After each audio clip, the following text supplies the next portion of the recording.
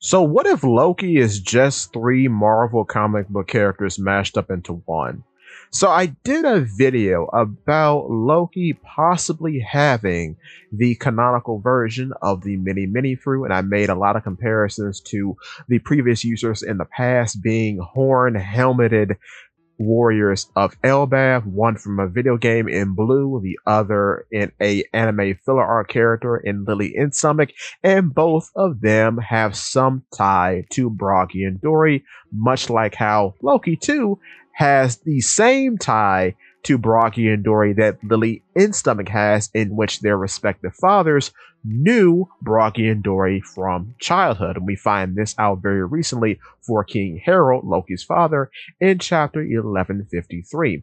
So, with that being said, it's obvious that Loki has ties to Norse mythology because his name is Loki. However, what is also quite interesting about Loki is that, much like Thor in both Norse mythology and in Marvel Comics, he is a hammer wielder. And we found out very recently that even though Ragnir hasn't always been his weapon of choice, he, as an adult, has always been a hammer wielder, because in a very recent chapter, 1152, we see that he's carrying a different hammer other than Ragnir once he enters Ark's castle with Mountbeard. With that being said, too, what's also quite interesting about this is that Ragnir is supposedly some sort of weapon of great significance, as we see a shot of it behind the treasure chest in which this said mystical,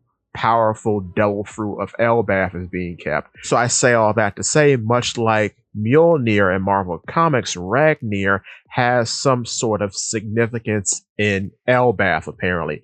It can also cast lightning, which is really weird, which Mjolnir can also do in Marvel Comics. However, in Norse mythology, that's not the case. The hammer itself is just really, really heavy, which apparently Ragnir also seems to be. It's unclear at this moment. However, continuing off of that, another interesting thing about Loki's appearance is that, much like the Loki from Marvel Comics, his head shape is quite similar, because the Loki in Marvel Comics is known for wearing this gold helmet with horns coming out of it. Loki has something similar going on. However, even though he wears a very straw hat like steel helmet, his horns are natural as they are attached to his head. However, the two shapes together makes a very similar shape to the Loki that we see in some iterations of the character in Marvel Comics. With that being said, too, that brings us to the final character in question, Ant-Man. Now, mind you, I am not a Marvel Comics aficionado. However, when discussing Ant-Man, his powers are this: he can grow and shrink, but when he shrinks, his strength and density get a proportionate increase.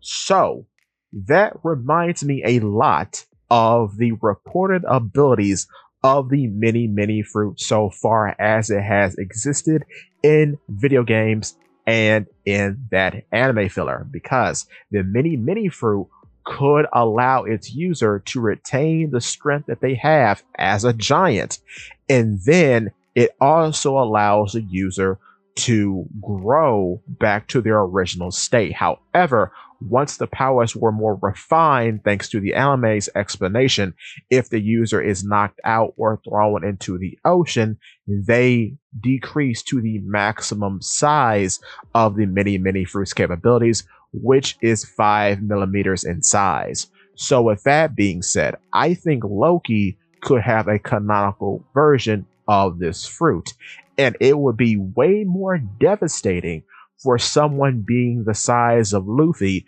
to have the immense strength of that of an ancient giant who is capable of using armament haki and conqueror's haki. So that's why I think in the canon, this fruit could end up being quite devastating, especially if he's like Ant-Man and he can increase the density of the things he shrinks. So that includes himself or perhaps Ragnir in the future. But with that being said, that's all I have for you today. Give me your thoughts and tell your friends about Polypede Wax It!